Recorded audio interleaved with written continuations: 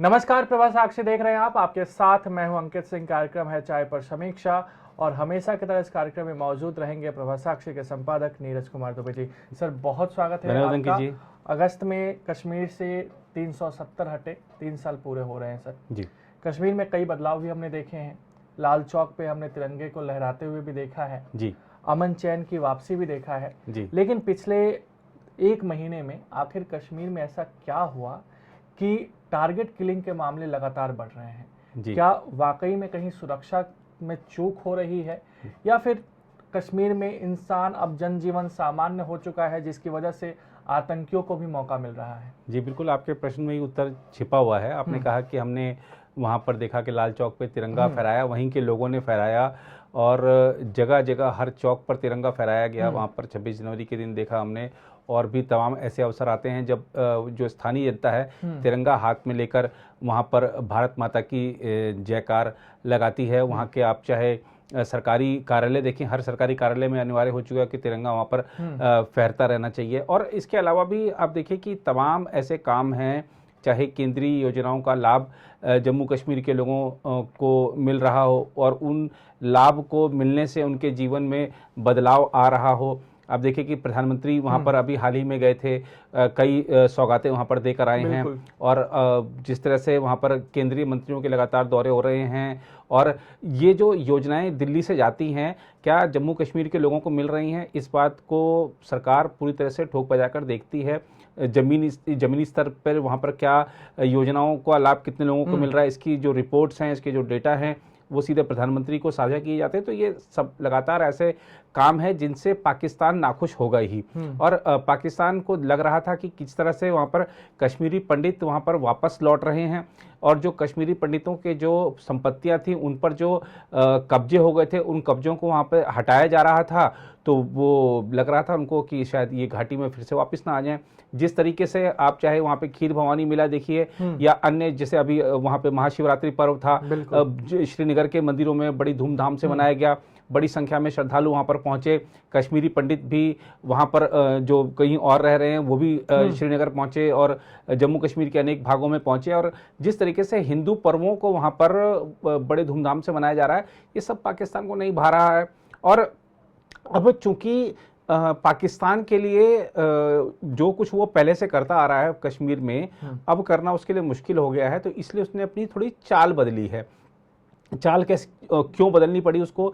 दरअसल हम जानते थे कि जो अलगाववादी नेता सैयद गिलानी अब वो पाकिस्तान के इशारे पर सारे काम करता था। वो वहाँ से तस्करी करके यहाँ पे हथियार मंगवाता था, उसको युवाओं के हाथ में सौंप देता था, युवाओं को भटकाया जाता था। जो कैलेंडर जारी किए जाते थे कि कश्मीर में कब बंद रहेगा, कब बंद नहीं रहेगा, हड़तालें की जाती थी और पत्थरबाजी करवाई जाती थी। पत्थरबाज जो होते थे उनको पैसे दिए जाते थे। तो ये सब काम गिलानी कर रहा था पाकिस्तान के लिए। अब गिलानी इस दुनिया में नहीं है।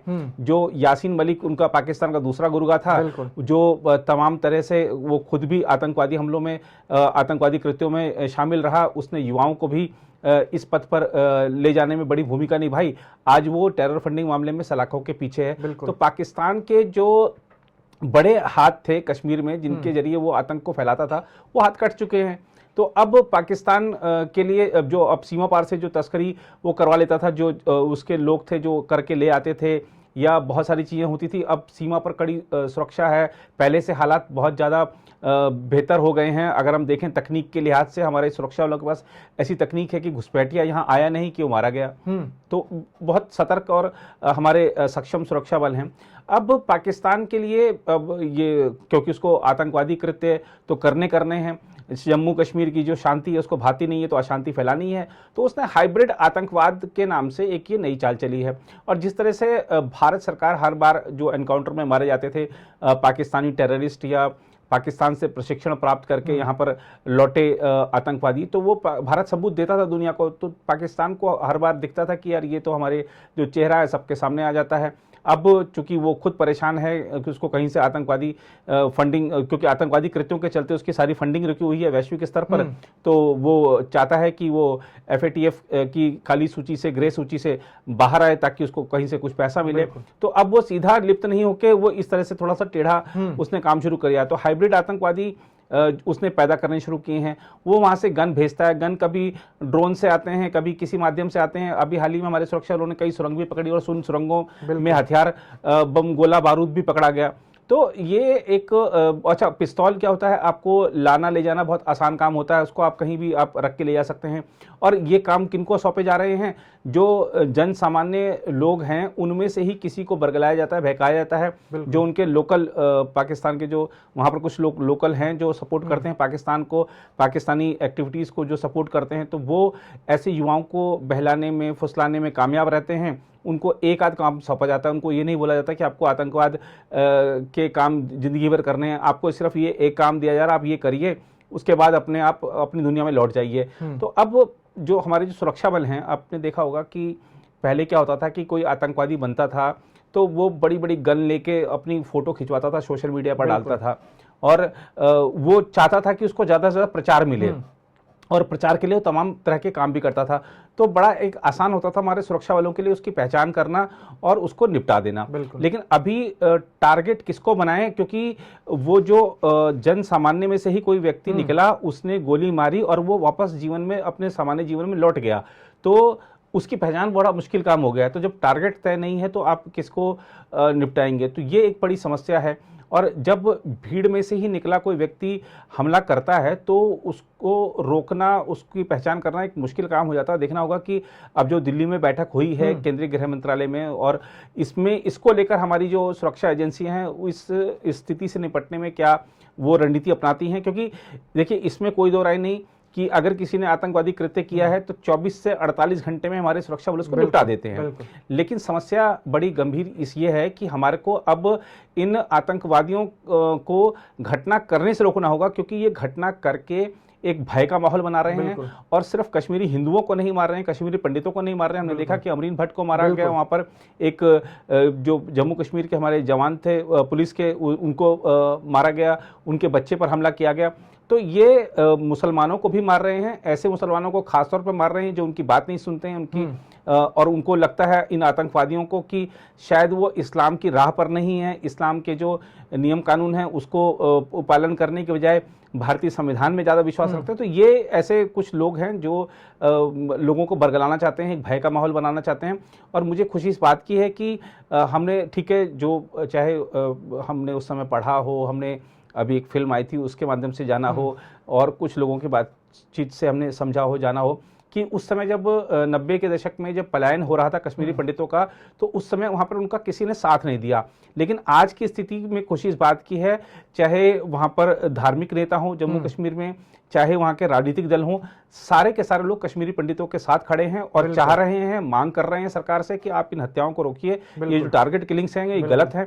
हर व्यक्ति, हर राजनीतिक दल वहाँ निंदा कर रहा है ऐसे कृत्यों की, और आतंकवादियों को सबक सिखाने के लिए केंद्र सरकार से जम्मू कश्मीर के उपराज्यपाल प्रशासन से मांग कर रहा है। तो ये एक स्थिति अलग है। हम इसको जो कुछ लोग कह रहे हैं कि ये 90 के दशक जैसे हालात है, तो एक मायने में ये हालात विपरीत, मैं मानता हूं कि वो उससे विपरीत हैं, क्योंकि इस समय जम्मू कश्मीर का हर व्यक्ति एकजुटता के साथ खड़ा है, और अगर एकजुटता ये बनी रहेगी तो निश्चित तौर पर हम आतंकवाद को हराने में सफल हो पाएंगे। लेकिन यहाँ मैं चाहूंगा कि जो हमारे खासतौर पर बड़े नेता हैं जम्मू कश्मीर के, जो मुख्यमंत्री रह चुके हैं, चाहे महबूबा मुफ्ती हो, चाहे उमर अब्दुल्ला हो, फारूक अब्दुल्ला हो, इन लोगों को, गुलाम नबी आज़ाद हो, लेकिन गुलाम नबी आज़ाद तो चलिए थोड़ा सा उनको वो संयमित भाषा का इस्तेमाल करते हैं, लेकिन जिस तरह से उमर अब्दुल्ला, फारूक अब्दुल्ला, महबूबा मुफ्ती ये असंयमित भाषा का उपयोग करते हैं और पाकिस्तान से बातचीत का राग अलापते हैं, इससे बचना चाहिए। और हमको ये ध्यान देना चाहिए कि हम एक बड़े संवैधानिक पद पर रहे हैं, हमको पता है कि जम्मू कश्मीर की असल मुश्किलें क्या हैं। सिर्फ अपने राजनीतिक फायदे के लिए हमको कुछ घटनाओं का राजनीतिकरण नहीं करना चाहिए, ऐसा मुझे लगता है। लेकिन अगर मैं वर्तमान हालात को देखता हूं तो मुझे ऐसा लगता है कि शायद ये जो एक्टिविटीज़ अभी जो भी चल रही हैं टारगेट किलिंग्स की, और ऐसा ही दौर जो ये पिछले, अगर हमने एक हफ्ते की बात कर लें तो हमको ध्यान होगा कि अक्टूबर में भी ऐसा ही, पिछले साल अक्टूबर में भी ऐसा ही दौर आया था, जब एक सतिंदर कौर जो एक अध्यापिका थी, दीपक चंद जो एक अध्यापक थे, उनकी हत्या की गई थी, स्कूल में घुस के हत्या की गई थी। एक गोलगप्पे, हाँ जी बिल्कुल, गोलगप्पे बेचने वाले जो बिहार से थे शायद, उनकी हत्या कर दी गई थी। ऐसे ही एक आध और मजदूर को मारा गया था, तो उस समय भी मजदूरों का पलायन वहां से शुरू हुआ था, दिवाली के आसपास की ये शायद बात है। तो ये एक ये इन्होंने कुछ फिक्स किया हुआ है कि 4-6 महीने में एक ऐसा दौर चलाना है, एक भय का वातावरण बनाना है। और अभी द कश्मीर फाइल्स जो फिल्म आई थी, उसने कश्मीरी पंडितों के साथ जो जो कुछ हुआ था कश्मीर में 90 के दशक में, वो सबके सामने रखा। देश विदेश में कश्मीरी पंडितों के साथ सहानुभूति दिखी और कश्मीरी पंडितों की वापसी का एक माहौल बनने लगा था। उस माहौल को बिगाड़ने का ये प्रयास किया गया है और पाकिस्तान ने अब ये, जैसे मैं आपको कह रहा हूं कि ये एक दौर चलाते हैं जब इनको लगता है कि नहीं अभी हस्तक्षेप करने की जरूरत है, अभी तो ये बिल्कुल सही चल रहे हैं, कुछ करो वहां पे, कुछ करो। तो ये हाइब्रिड आतंकवाद, जो इनके स्लीपर सेल के जो लोग हैं उनके जरिए हाइब्रिड आतंकवाद को फैलाते हैं। टारगेट किलिंग एक लिस्ट दे देते हैं कि इनको मारना है, अपने चुनिंदा नाम दिए जाते हैं। आप वो हमने देखा कि पिछले कुछ वाकयों का अगर हम एनालिसिस कर लें तो होता यही है कि आतंकवादी जाता है, नाम पूछता है, नाम की पुष्टि होते ही गोली मार देता है, बिल्कुल, उसके बाद भाग जाता है। तो ये एक देखने को मिल रहा है। लेकिन सर जो नैरेटिव सेट करने की कोशिश की जा रही है कुछ मीडिया चैनलों के द्वारा, कुछ राजनेताओं के द्वारा, कि कश्मीर का जो माहौल है वो ख़राब हो चुका है, 1990 का दौर वापस आ चुका है। उसके अलावा सरकार पर विपक्ष का एकदम हमलावर हो जाना कि 370 हटाकर आपने कश्मीर को 3 भागों में बांटा और आज कश्मीर तहस नहस हो रहा है, स्थिति ख़राब हो रही है। क्या वाकई में, क्योंकि आप कश्मीर खुद गए हुए थे, क्या वाकई में आपको वहाँ का माहौल अस्थिर लगता है?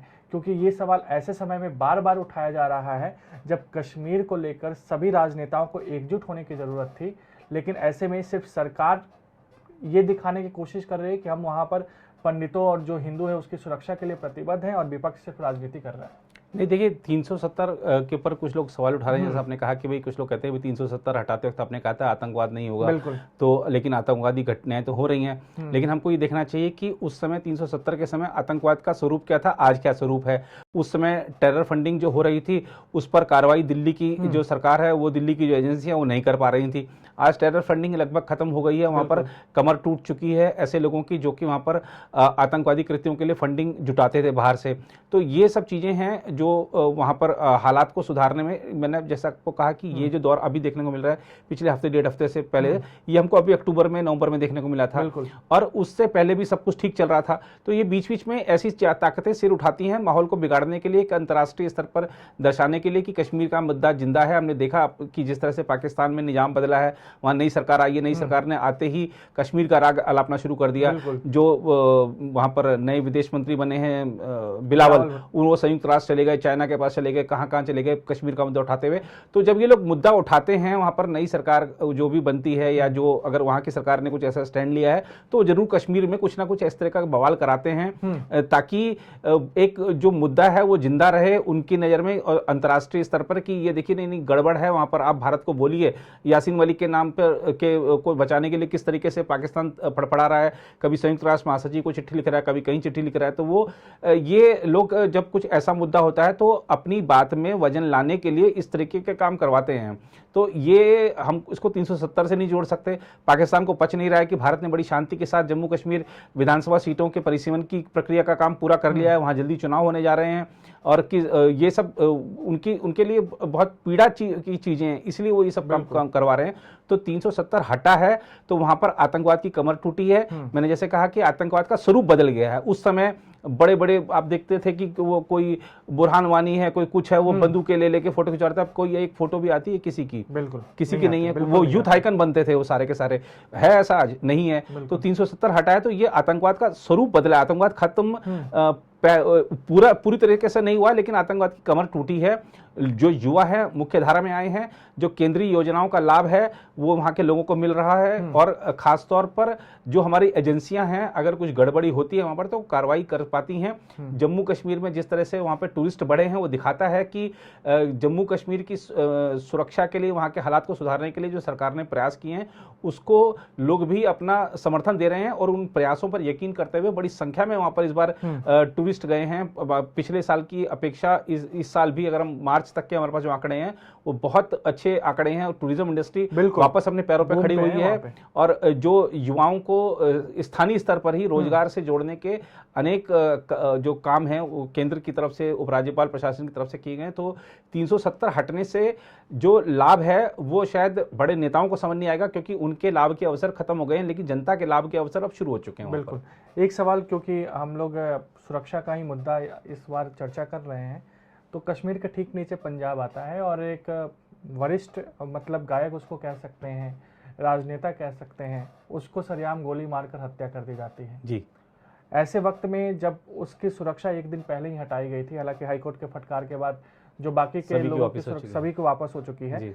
पंजाब में जिस तरीके से स्थिति हमने देखी कानून व्यवस्था को लेकर, क्या नजर आ रहा है आपको? नहीं, देखिए पंजाब में ठीक है कि आम आदमी पार्टी को एक थंपिंग मेजोरिटी मिली है, लेकिन चूंकि सरकार चलाने का और पूर्ण राज्य की सरकार चलाने का अनुभव नहीं है, तो वो अनुभवहीनता सामने आ रही है। हमने देखा कि जिस तरीके से आंकड़े बता रहे हैं कि 75 दिनों के उनके कार्यकाल में 90 से ज़्यादा हत्याएं हो चुकी हैं। वहाँ पर जिस तरीके से आप देखिए कि जो भी चुनावी वादे थे वो अब तक पूरा नहीं हो पाए, उनको पूरा कैसे किया जाएगा वो अब तक काम नहीं शुरू हो पाया। आपने ऐलान कर दिया कि हम 25,000 नौकरी इस विभाग में देंगे, उतनी 1,000 नौकरी इस विभाग में देंगे, लेकिन अब तक नौकरी किसी को नहीं मिली है। 18 आपने तब चुनाव के समय ही फॉर्म भरवाना शुरू कर दिया था कि हम 18 साल से ऊपर की महिलाओं को 1,000 रुपये महीना देंगे, लेकिन वो पैसे आज तक नहीं मिले हैं। बिजली फ्री की बात हुई थी, वो आज तक नहीं मिली है। किसानों को तमाम राहतें की बात देने की बात थी, वो अभी तक नहीं मिली है। तो आंदोलन हुआ था बड़ा। जी जी जी, किसान आंदोलन हुआ था। उन्होंने कहा कि ठीक है, हम एमएसपी पर शायद कुछ बोनस वोनस देने की बात हुई थी, ऐसा कुछ था।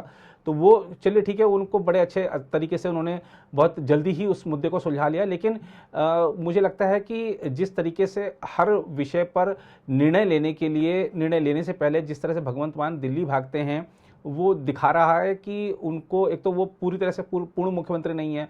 दूसरा ये इससे ये साबित होता है कि उनकी जो निर्णय लेने की क्षमता है वो शायद उनमें उनकी कमी है। उनको जिस दिन वो मेरे ख्याल से पूर्ण मुख्यमंत्री बन जाएंगे, जिस दिन वो पूरी कमान अपने हाथ में ले लेंगे, शायद वो कुछ निर्णय कर पाएं। और पंजाब की पुलिस पर खासतौर पे राजनेताओं ने जो आरोप लगाए कि उसका राजनीतिक दुरुपयोग किया जा रहा है, कभी कुमार विश्वास के पर एफआईआर हो रही है, कभी अलका लांबा के खिलाफ, कभी तेजिंदर बग्गा के खिलाफ पुलिस को दूसरे राज्यों में भेजा जा रहा है कि जिन ने अरविंद केजरीवाल के खिलाफ बोला उन पर कार्रवाई करो, तो पंजाब की सुरक्षा को कौन देखेगा? तो पंजाब देखिए एक सीमाई राज्य है, उसकी जो सुरक्षा है वो राष्ट्रीय सुरक्षा से जुड़ी हुई है। और पंजाब ने जो आतंकवाद का दौर देखा है उसको देखते हुए ये राज्य संवेदनशील भी है। हम सभी को चिंता रहती है कि जो पंजाब की जो कानून व्यवस्था है वो सुदृढ़ बनी रहे। ये देश के लिए भी अच्छी बात होगी। मुझे लगता है कि शायद भगवंत मान शायद धीरे धीरे सब कुछ सीखेंगे और धीरे धीरे सब कुछ पटरी पर आएगा। लेकिन अगर हम उनके 75 या 78-80 दिनों का जो अभी तक का कार्यकाल रहा है उनका, उसकी अगर हम देख लें तो शायद अब तक वो अपना एक